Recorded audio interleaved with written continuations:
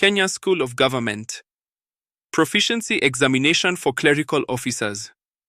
August 2023. Paper Code 401.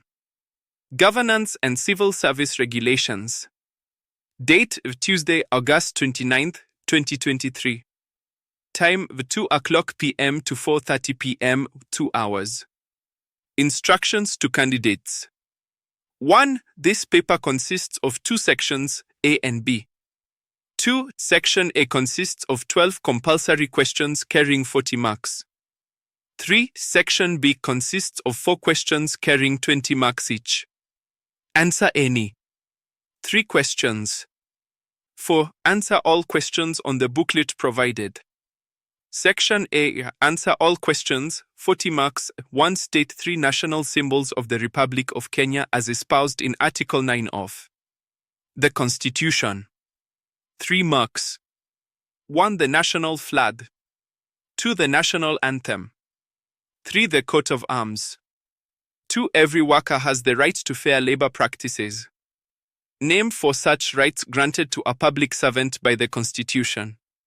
4 marks. 1. Right to fair remuneration. Public servants in Kenya have the right to fair and reasonable remuneration for their work. 2. Right to reasonable working conditions. Public servants are entitled to reasonable working conditions. 3. Right to join trade unions. Public servants have the right to join trade unions and to participate in the activities of such unions for the purpose of advancing their economic and social interests. 4. Right to strike. While the right to strike is not absolute, public servants in Kenya have the right to participate in industrial action, including strikes, as a means of defending their interests. 3. Identify 4 unethical acts that can be committed by a clerical officer in management of time in a public office. 4 marks. 1. Time theft. A clerical officer may engage in time theft by intentionally arriving late, taking extended breaks, or leaving work early without proper authorization. 2. Misuse of work hours. Misusing work hours involves using official work time for personal activities that are not related to job responsibilities.